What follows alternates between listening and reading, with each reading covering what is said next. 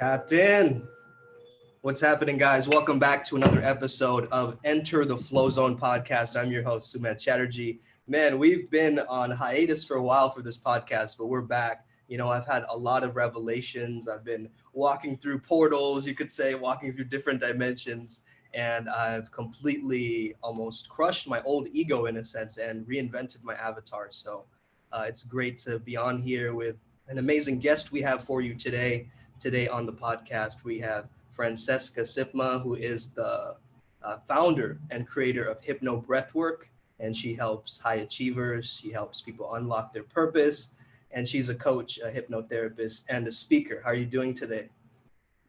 I'm doing amazing. I'm so excited to be here. I actually want to hear more about your reinvention. Yeah, absolutely. Well, it always starts with that shadow work, right? Like the stuff we look at, right? The stuff that we want to push under the rug. From that, you know, I've just been doing a lot of different programs. I have one program called Writing Reality with another coach. And basically we take people through 3 days and just completely reinvent their personalities and like identities. And it's a lot of fun. We quantum jump, you know, on the third day. So it's a lot of fun. And yeah, throughout that process, I actually do it with them. So I go through the whole program with them. And so it's exciting for me because every time that I do that program, it's like I shift as well as the different people in that program. So yeah. Yeah, I find the same thing every time we take clients or students through something. We need to experience it for ourselves so we know what it is we're teaching. And it's like we go through it over and over and it keeps clearing different layers. So that's awesome. Yeah, for sure, for sure. And well, I've been following your content for a while, for like 4 years or so. And well, recently came across your Forbes article around, you know, accessing flow states on demand. For those of you who don't know that article, definitely check it out. I can definitely link it also in the YouTube and in the Spotify link and all of that. But yeah, tell us about what was the kind of like pinnacle moment for you where you were like, man, breath work, you know, like uh, hypno breath work. Like, where did that come from? What was that spark for you? Wow. Um, yeah. So for me, I was basically a really intense New Yorker working in advertising and marketing, and I had sort of burned out of that career and went seeking. I was on, my kind of spiritual journey, and I stumbled across breath work when I was in a time in my life where I thought I was very self-aware and I thought I had a good grasp and understanding of myself. And when the breath took me into my subconscious and I was accessing all these childhood memories and I was releasing anger I didn't know was in my body and sadness and grief and all these emotions, I just became really fascinated with it. So I just began studying breath work with different teachers and courses and in different countries. And what I realized was I loved the release and it was really powerful, but I saw that people were still struggling with really integrating sustainable change. Like it was more of an experience versus something that could really change our lives permanently. And that's when I discovered hypnotherapy as well. And that's when we're really reprogramming subconscious beliefs and rewiring them. And I thought, why don't we put this combination together? It'd be so powerful. And that's how it kind of became my modality. But I think when it comes to flow state, it was really through self-experimentation. I remember one day just like whiteboarding in my apartment and just being like, how am I going to get this message out? Like, what are the benefits? What are the things I want to communicate? And I just started riffing and brainstorming. And I had these white poster boards all over my bedroom. And they just were filled with like the psychology of it, the spirituality of it, the physiology of it. And then I just went into my own breath practice and they started connecting in really unique ways of how I could communicate it. And I started getting really clear marketing ideas and I got really clear partnership opportunities. And I was like, wait, can I get into flow state by myself through this process? And that's really how it started to take off. It's just how I started using it to grow my business. That's amazing. When you started saying that fact of, you know, you kind of integrated these two like different fields together, I feel like every practitioner loves doing that thing where it's like, we're the web weavers, you know, we're like, we these two different, seemingly different ideas, but then once we combine them, they're a totally different, a beast of their own. And so, yeah, like for me, it was theater and psychology. When I started to come, it was like, it just started to bring me to a whole different world as well. So yeah, thank you for sharing that. Um, in the article, you mentioned that you can get to this state in like 25 minutes. So my question was, does this kind of vary for people, or do some people take longer, or what has that process been like for you in terms of the time? Yeah, I mean, honestly, it can be less than that, but it takes practice and it takes consistency to build up that skill. I always say this, it's like breath work is really a skill like anything else. Like meditation, it took us time to really learn how to get still and how to quiet our minds. And even now, it's still hard to always drop into that place. And even with working out, it's like through consistency, you start to get more emotionally fit. So with breathwork, what I've noticed is a lot of people have to unblock before they can access flow.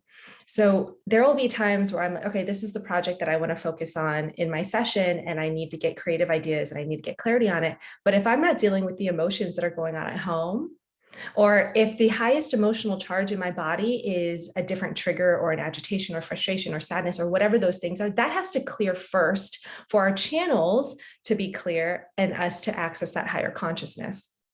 Does that resonate for you?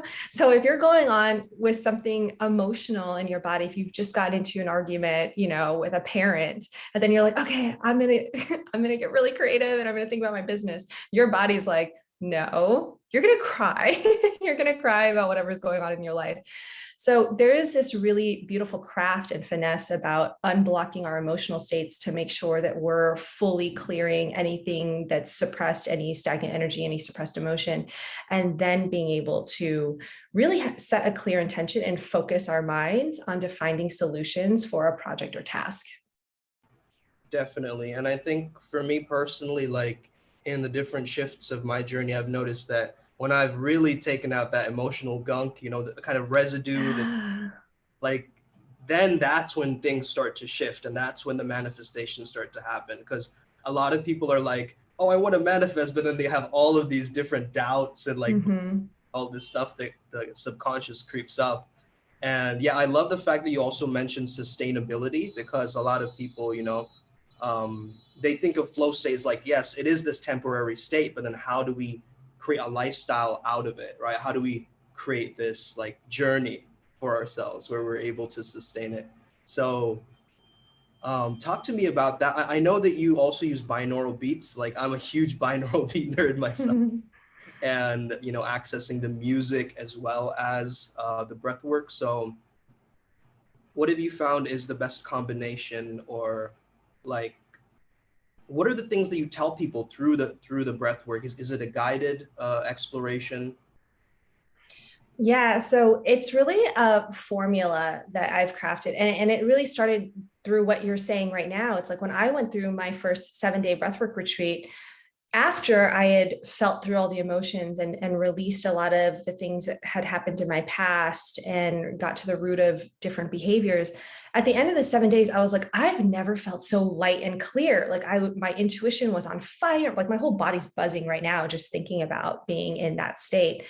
And so that's when I realized that, like, okay, when we do our deep emotional work, this is what's on the other side of that, which was really beautiful motivation to keep that as a lifestyle, right? So when we're trying to access flow states, what I would tell people is you have to bring content to the surface. So step one is really, it's really sort of brainstorming or journaling or reading or just stimulating different ideas in your mind to make those new connections. And then binaural beats are amazing because they activate those different regions of the brain. And we optimize the process by using that sound and our breath. So in the breath cadence, when you're doing a more accelerated pattern, which I do the 2-part inhale, 1-part exhale at a fairly rapid pace when we're getting into flow, and you start to think about that proposal, that presentation, that strategy, that consumer, whatever it is that you need to expand on, you focus your mind on that and you will be floored. You will be so floored because within 5-10 minutes, we're already going past the prefrontal cortex, past the logical mind. We're accessing the subconscious. That's where all the past information is. That's where all the creative inspiration is. Everything you've ever seen, touched, felt, experienced in your life is there, and we don't tap into it enough. So the combination of focus, music, and in the intention setting, it'll start to be like, reach out to that one person from 4 years ago and connect them to your last boss. And then that idea from that last campaign. And then what if you said it like this with this word? These beautiful combinations start to come together, and you have such massive clarity. And because you're in that deeper place in your soul, like you just feel in so much alignment, and it feels so intuitive that people come out and they're like, I have to go execute on this immediately, because it's so innate. It just feels like the next step is to go give whatever it is you just created to the world. So it's a fascinating process. I mean, it's truly exhilarating. I get like hyped up just talking about it right now. Yeah, that's awesome, actually. What you mentioned, which is very powerful, is the power of intention, right? To have something in mind that you're going for, that you're going to work on, the proposal, the presentation. And I think that a lot of people, they're trying to avoid certain things, like they're trying to push those things away. But once you see the threads, like you said, the different connections, like everything starts to piece together in that process of that breath work. So talk to me a little bit about, like, afterwards a breath work is complete, like what is like some of the aftercare that people need to work on? Because I think possibly it could be quite intense for some people. Maybe they haven't experienced any kind of peak experience like that before, or it could be a very intense state where your whole buzzing, right? So yeah, what is some aftercare? Yeah, I mean, I think that depends on the type of session that you go into. So in HypnoBreathwork, we really teach all ends of the spectrum. So there's those, I don't know if you've tried like holotropic breath work before, where it's like extremely emotional. There's deep releasing, you're shaking, your whole body's vibrating and buzzing. So we can curate sessions like that are for deep emotional healing, whether that's for trauma, anxiety, stress, addiction recovery, any of those things. But and that requires a little bit more gentleness, I would say. And it can be very emotionally draining to release that much energy from your body. So a lot of rest, a lot of water, a lot of journaling, just being very gentle with yourself as you process. It can take 2-3 days of, just feeling like you've really spent a lot of energy. Flow state is very different though, because you're leaving on an intense high. Not to say you can't leave on an intense high from the other side, because usually people will end after the meditation in a very compassionate and oneness, like loving state. But with flow, I always say that it's all about the intuitive action. So if you're getting these connections and these ideas that are so divinely guided, you have to go execute on them. So really what I do in my flow state sessions is, after the ideation, and I move people into the last song or into the meditation, I have them visualize taking action on that, because what you'll see is, when you start to facilitate a lot of these sessions and you have a lot of different personalities, there's still a block. There's still a fear of moving into what you saw and actually executing it in the real world, because people still have, fear of criticism, fear of vulnerability, fear of failure, fear of success, whatever those things look like. So when we mentally rehearse in breath and they can release those nerves and visualize it and step into it, then when they come out, they just go. It's like, write the proposal, then like finish the presentation, call your boss, like write the letter to whoever it needs to be sent to, start rehearsing that speech. That's really more in an action peak state. So the integration is to move. Yeah, I love that, the intuitive action. I like that word. Yeah. Buzzword. That's a buzzword for us. Awesome. So I know that breathwork is starting to become more and more mainstream, with like fighters like Jake Paul working with Lucas Mack, and his partner. And so I'm wondering, of where do you see the future of breathwork? Like where do you feel that it's heading towards? I love this question so much, because I see such a huge future for breathwork. I see it as more of a lifestyle To me, I think every single person should be waking up every morning and doing breath work so that they're operating from their highest state. I think that throughout the day, life events allow us to kind of fall back into our conditioning, fall back into old patterns, old responses, because we've just been trained for decades. But when you can start your morning by accessing your higher self, by clearing out any anxiety, any stress, and functioning from that place, at least when you start the day, it's a game changer. So to me, I won't wake up any morning before I've done my breath work and then my meditation. That is a powerful combination. I don't only meditate every day and I don't only breath work every day, but that 40 minutes, I mean, it's completely different. You've been following me for 4 years. 4 years, I was a very different human. And it's very easy for me by 3 p.m. to already go back into that girl. So to stay connected to the higher vision and to be operating from that place and make sure that my energy is always at its highest place, I think it's been instrumental. And if everyone could practice that consistency, I think that the world would be a much better and a much more conscious place. Absolutely. Absolutely. And I have an approach to this and the way that I see it. However, I want to know your kind of take on this idea, which is, how do you personally differentiate between that voice of reason and the voice of intuition or higher self? Okay, I really like this question.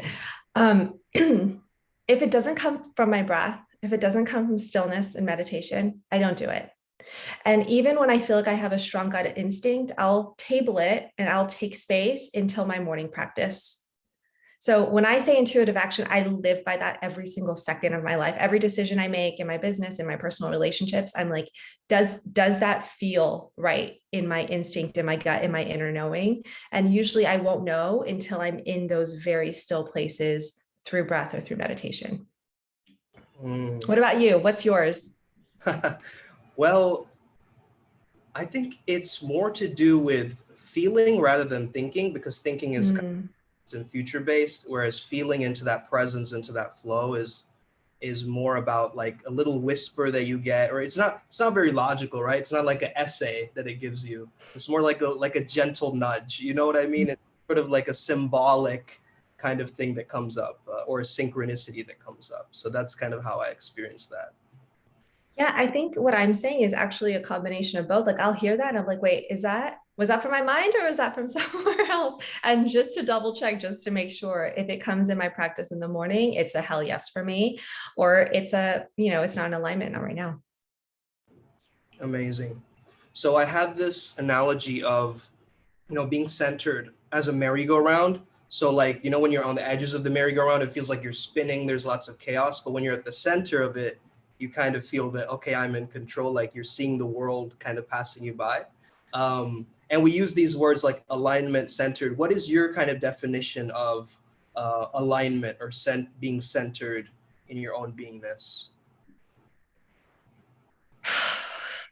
That's I think for me, alignment is I use that actually interchangeably with flow sometimes, because I feel like when I'm doing what it is I'm supposed to be doing and I'm being true to not who I think I am, but who I actually am, and when I'm operating from more of a place of love, then I have more momentum and things start moving in the right direction without me having to force and push.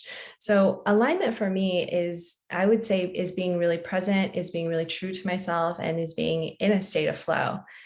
My favorite definition of flow that I use all the time is it's the sweet spot between alignment and productivity. Like that is flow state. Like that is what flow state is. You get both, like the best of both worlds. Yeah, it's like that mindful peak performance, right? It's not just Ooh.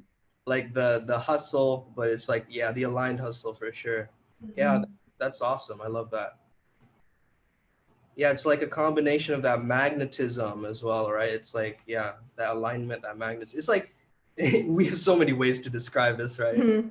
Different hemispheres, yin yang. Like we can go on with these, duality analogies. But oh, now I'm rapping.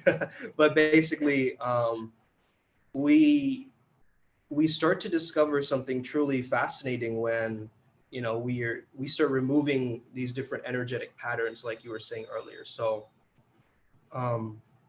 what are some most common patterns that you've noticed that people keep, into, like, in the people that you've worked with?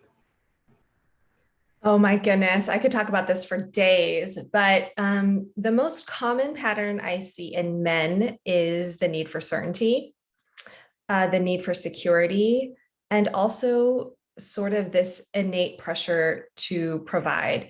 So when I'm trying to help them move into their purpose, the biggest block is always the social conditioning of, well, I need to have a secure job, well, I need to be financially responsible, or I have to take care of my family. And there's just such a huge opportunity to expand that and see moving into your purpose or entrepreneurship or coaching or whatever that looks like for them, pursuing their passion can be really abundant, can be really successful. Like, we don't need the structure provided by somebody else through corporate or through whatever that looks like for us to have the life that we want. So I think that's the biggest block for them, is not really believing or having seen that that is a successful path. And then for women, it's self-doubt. Self-doubt is the number one intention and pattern that I see with them. There's just, and I think maybe the confidence has been knocked one too many times, maybe just like lingering insecurities. Of course, when you peel back the layers, it was like, mom didn't set boundaries and dad didn't say he was proud of me. And there's just a variety of different things. And it always comes down to usually some childhood moment.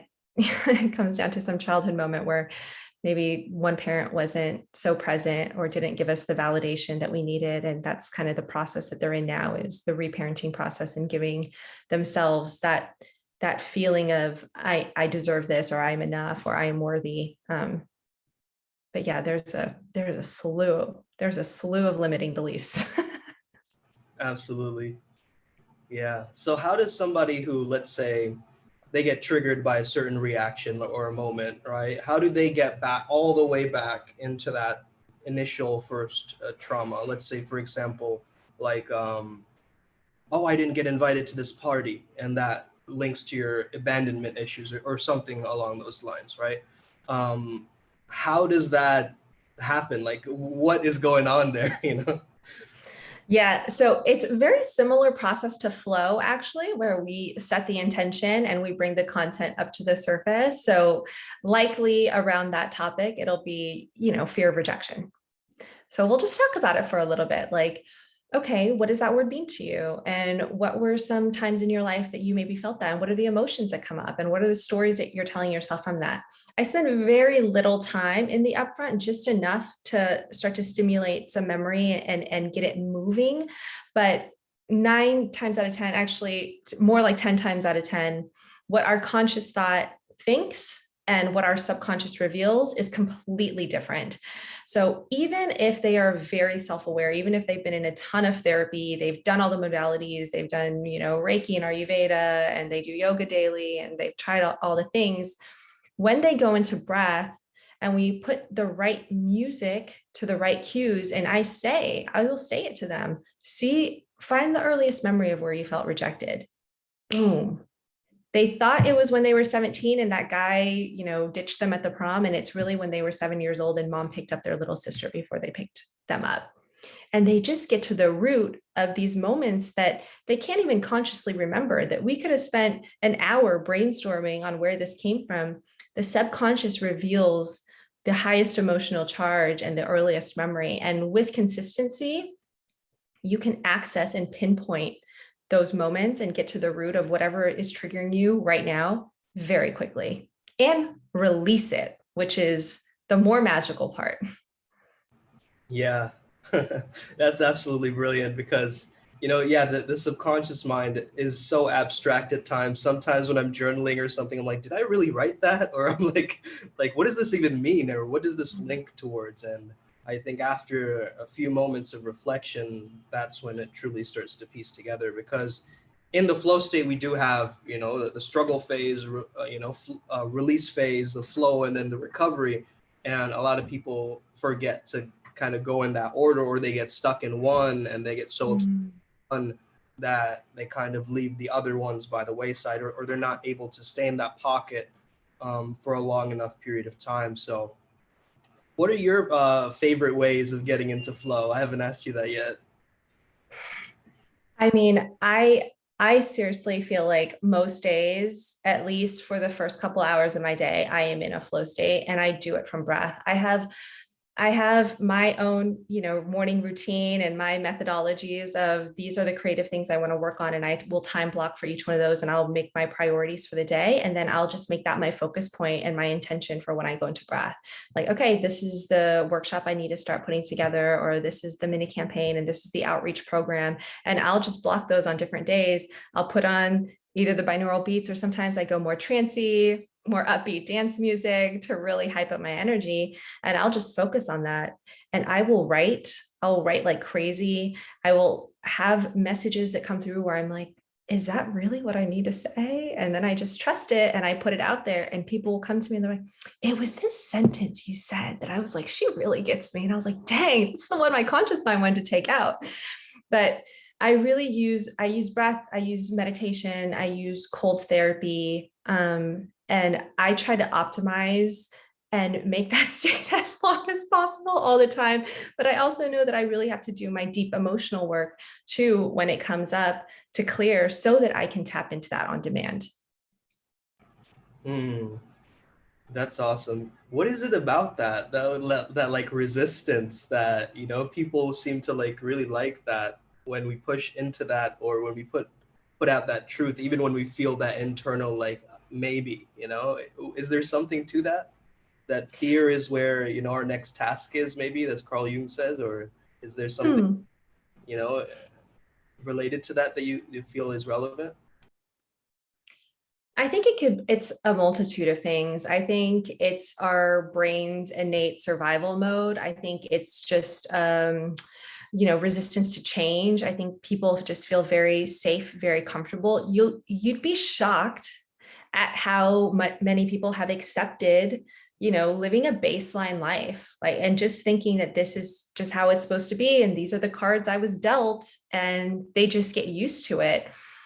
I think that once they get a little glimpse of the other side, then it can start to pique interest. It can start to create more openness. And if they move towards that curiosity, but habits are really, really hard to change. Habits are really hard to change.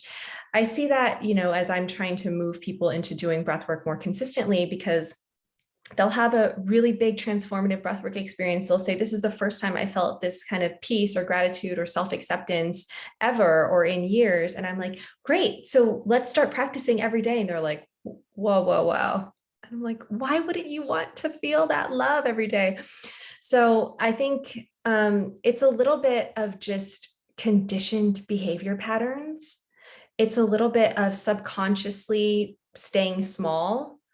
Um, but the ones who, unfortunately, sometimes it takes hitting rock bottom, which I'm sure you've seen and for them to finally want to create sustainable change in their lives and to make some effort, put some effort into this. But I do think breathwork is just, it's the modality that can inspire the most change, because the results are so fast. It's so effective. It's so efficient. One session only, 20 minutes only.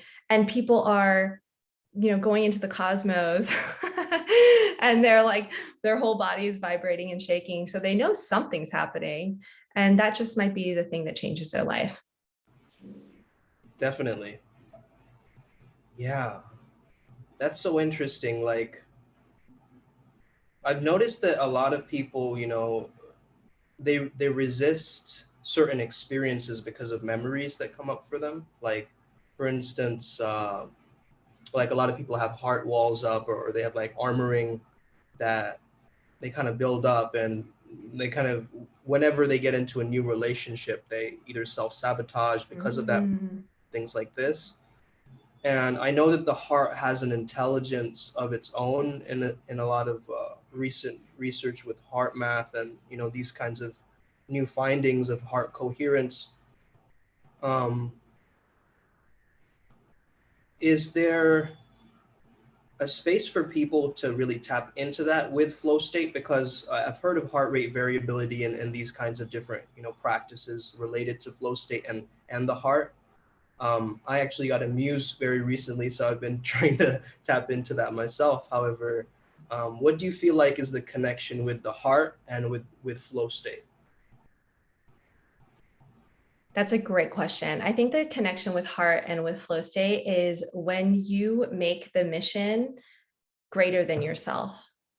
So when you're able to tap into your highest consciousness and ideation and peak state and create, but it's not just for you, when your purpose is to give that gift or that skill or that creation or whatever that is to other people, and you can feel that, you can feel the impact that it's going to make on their life. You can feel the influence, you can feel the change that it will create for them, the ideas that it'll spark for them. And it's not about you and it's about them. I think that activates your heart while you're in that peak state.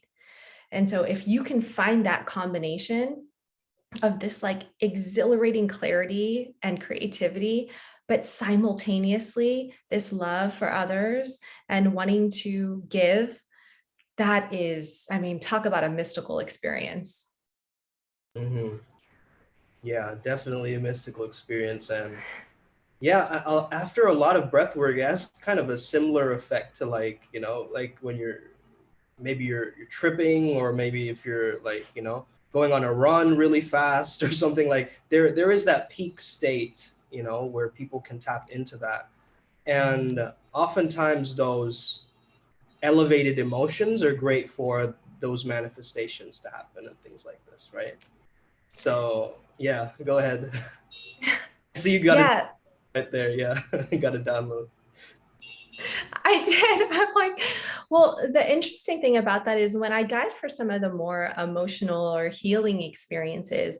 So say that there's someone in your life that you're having conflict with, or you're just not seeing your partner's point of view or whatever that looks like. After a couple songs and the accelerated breath pattern, if you start to see that person and you start to see their point of view, you start to see their perspective, you start to see their words, you see, maybe their childhood conditioning behind the way that they're showing up right now. That is one of the greatest heart openers I've ever experienced in this practice. When I have people go into the shoes of somebody else, seriously, 99% of times, like we just explode in tears because we're like, oh my God, I wasn't seeing them. I was so stuck in my defense mechanisms, in proving myself right, in making sure I was being heard, that I didn't see it that way. And because the breath quiets down that part of the mind, and you see this person and you see their heart, you see their soul, you see their intention. It just creates this massive wave of compassion and love. And that is, that's one of the heart openers I've ever witnessed. And it happens every time. Hmm. Yeah. So something you said earlier is popping up for me, which I think definitely resonates towards that theme of alignment we were talking about, which is, not lying, like telling the truth, following your truth. And I think that definitely has shifted my internal flow state for me, because I was in the acting world, right? I was a like trained liar, in a sense. So when I started to really delve into the authenticity of my own character and building that, that's when I really started to notice that, hey, maybe these ego death experiences are there to make our identity more malleable or more plastic, so that we can become better, so that we can, be the best versions of ourselves and things like this. So I noticed that in hypnosis also you need a definite trust, right? And a trust in the practitioner, and a trust to be able to be, certain people are more suggestible than others and things like this. What do you feel like is that role of trust in and flow state? Well, I think when it comes to the hypnotic suggestion part of the practice, that is really something we co-create together. Like I want to make sure everyone feels safe, and the sort of affirmations that are kind of being put in are things that we both align on. So that happens sort of in the upfront to really set the tone and make sure that everyone's on the same page and feels comfortable. I think what's cool about combining the breath and hypnosis, and to be honest, the reason I kind of merged those two practices is because the hypnotherapy was really effective, but it took 2.5 hours to drop in. And in my world, that's a lot of time. And I didn't know any executives or entrepreneurs that were going to spend that amount of time doing their self-development work already. So when I put on a Muse headband and started tracking my brain waves, I saw that I could drop into deep theta states within 4 to 5 minutes using breath. And putting that combination together is what makes it so powerful.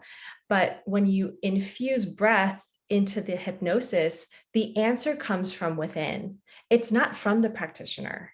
It's not from me. Like, the messages are coming through from them. They're tapping into their intuition. They're getting a sense of, oh shit, this is who I really am. I've been in misalignment. I've been wearing a really tough mask. And this is the truth of my heart. So I don't have to tell them what their identity is. I just have to hold the space for them to feel safe enough to go inwards and discover through the walls, through the barriers, through the guards, who they really are at their core, and let that come through. Yeah, that makes a lot of sense. I just got an imagery of maybe you're hypnotizing me right now. But basically, I got this imagery of, like, peeling back the layers of an onion, right? Just getting to that core. Because when you are in this elated breath state, you could say, where you're just kind of, you feel much more expansive, right? Energy is expanding out of you. You lose that kind of sense of, like, who I am, what's my job, what's my skin color, what's my, you lose all of that. And you just enter this kind of, some people call it a 0 point, right? 0 point consciousness, or this state of, like, neutrality almost, where you're like, yeah, there's no labels anymore, right? It's like the anti-label. And so from that pure space, that's when you can create, because your mind is, I guess, more suggestible, or more a sponge-like, right, in that hypnosis state. What do you think about that statement? Yeah. It's just true. Yes. And it's more because you're just not defending who you think you're supposed to be. And because you don't have that protective mechanism up, your subconscious, you can actually penetrate it and get to the root, get to where the beliefs and values were formed. So just to give you an example, it's like, okay, if I'm truly a compassionate person, but this person is triggering me and it feels like a threat, and therefore I need to put up this guard and act really tough and not let them see the way I'm feeling. When you go into breath, you're like, oh, I did that because dad wasn't there. I did that to protect myself from that emotion, but that's not the emotion in the present moment right now. So I can let that go and not project that onto this person. And the breath is physically releasing the energetic pattern from your nervous system in real time as you're having this revelation. So when you come out of it, you're open. Your mind is open. Your heart is open. You're open to their perspective. You're open to just this different version of yourself. And it doesn't have to be the way you thought you were supposed to show up, the way people, thought that you were growing up, the way I was 4 years ago. You get to create that. And from such an innate place, from such a soulful place, and step into that in real time. It's beautiful, but it takes consistency. Like, I've reached that place many times. I'm like, okay, I'm not this tough girl New Yorker. I'm not this, like, massive party girl anymore. Like, I really want to be somebody who's of service, and I really want to be more compassionate. And then somebody really pisses me off. And then I go right back. I go right back to being righteous, and to wanting to defend, and to wanting to protect. And then I have to go into breath again and clear that layer, and clear it again and clear it again, until it becomes more innate. So it takes consistency and practice. Definitely. I've definitely noticed that. Like, the the weeks where I've just stopped doing breath work altogether, it's like I definitely notice a shift within those weeks, and the months that maybe I've gone off of it. Yeah. And that's the thing, like, when we get re-triggered, or react to that moment again, it's like it brings back those certain memories. And you're saying that breath work is almost like you're cleaning, you're purifying again, right? And Every time. that's amazing. This is an interesting question. So do people have to be mindful of, like, let's say they just do breath work and they get off and maybe they start scrolling social media or looking at the news? Like, would that be problematic for somebody who's maybe going through hypnosis even? I don't think that it's necessarily problematic. I think that it's maybe a waste of the session. So it's more like come out of that state, and usually if I think that that's maybe a differentiator in my practice is I'm really about action. I'm about action just as much as I am about the spiritual practice. So, and that's why I want people to, I think that's a stronger form of integration to actually create the person that you want to be. So whatever it is that you saw in your breath practice, go execute on that so that it's sustained, so that you're enriching the practice with a real life experience. So if you saw, I need to apologize to that person, the first thing that you do when you come out shouldn't be scrolling social media. It should be calling that person and saying that thing when you're in that open, heartfelt state. So you can scroll on your phone, but do it after the intuitive action. Absolutely. Yeah. That makes a lot of sense. Thinking about different scenarios where people would just, they start immediately going back into like self-administered, pain medication, because it could be a very traumatic, like experience for somebody. And then they go immediately back into those old patterns again. And that reignites it almost. Like you said, it's not the best way to make use of that session to be able to do that. But then again, it's about using it mindfully, right? Using social media mindfully, using everything mindfully, and from that conscious space. Yeah, for sure. So I saw that you had a new program coming up in December, about like you're training teachers, I believe, of this practice. So could you speak briefly on that and what people can expect from that program? Yeah, so December 2nd through the 5th, it is the next HypnoBreathwork teacher certification. It is going to be, it's just so special. It's so special because they learn the methodology, they learn about breath physiology, but I also really infuse coaching and business into the program. So part of it is us going through the history of breath and techniques and experiencing sessions and really understanding the difference between unblocking and flow, and they'll be facilitating their own sessions. But the later half is really understanding business and marketing and your target audience and the difference between online courses and retreats and virtual and in person. So it's a very comprehensive 4 days together. I think I'm so passionate about coaches infusing this tool into their practice and what they facilitate is because while there's a methodology to HypnoBreathwork and I help provide, templates and scripts, really what makes it so unique is them taking their own story and reaching their unique audience. I use HypnoBreathwork to help people discover their purpose. I have coaches that use HypnoBreathwork to help people in the mental health space. I have coaches that help athletes. I have coaches that help people in entertainment. I mean, whatever you lived in your past life or the career right before this, it really is not wasted. And you understand the psyche of those individuals, and that's usually who it is that you're meant to serve. So to use this with their own specialty, I think it's really special. Yeah, sounds very special. Thank you for sharing that. Yeah. So I saw that you're a voracious reader. So talk to me about, like, what is the last book that you're going through right now, and something that you're looking at currently, reading currently, yeah, that you want to share with the audience here. Oh man, I'm reading so many books. Right now I'm going through my entrepreneurial phase. So I am reading, I just got the personal MBA and I'm currently reading The Lean Startup. The last wave, I was really trying to understand finances. So it was like Rich Dad, Poor Dad, Unshakable, the Guide to Investing. But if I were to recommend books to the audience, especially your audience, I would say, Stealing Fire is my favorite book on like really accessing peak performance and flow states, altered states of consciousness. I think The Power of Your Subconscious Mind is a really powerful one for your readers, just to see how we're tapping into infinite intelligence and all the knowledge that we do have that is underutilized. And then my favorite book on sort of understanding human behavior, I would say, is The Laws of Human Nature by Robert Greene. I mean, that's a beast. That's like a Bible to read. But if you really want to understand like the psyche behind people's actions and their behavior patterns, that's the one. That's awesome. I wasn't expecting that last one. That's cool.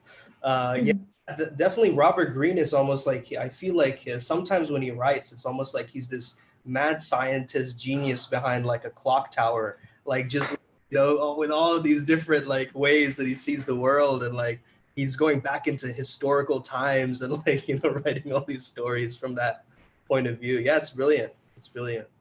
He is brilliant. He is so brilliant. The way in which he writes it's like provocative, it's hard hitting, it's direct, it's unexpected. I mean, it just keeps you so engaged. And the content is just not content that you read in every single book. It's not redundant. It's deeper than that, So he's got so much substance. I love reading him. Yeah, definitely.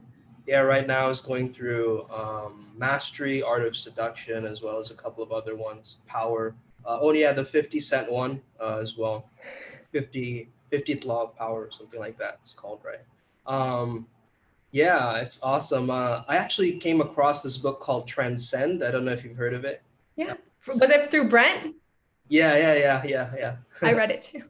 Yeah, it's awesome. I've been going through it, and yeah, it really aligns with a lot of what I've been thinking about in terms of like what is beyond that self-actualization, and really, yeah, breaking down that pattern of like, oh, we must achieve and get to the top, but also like, hey, there's a contribution factor beyond that. There's something that, that is service oriented beyond that, which is really cool to discover, yeah, definitely.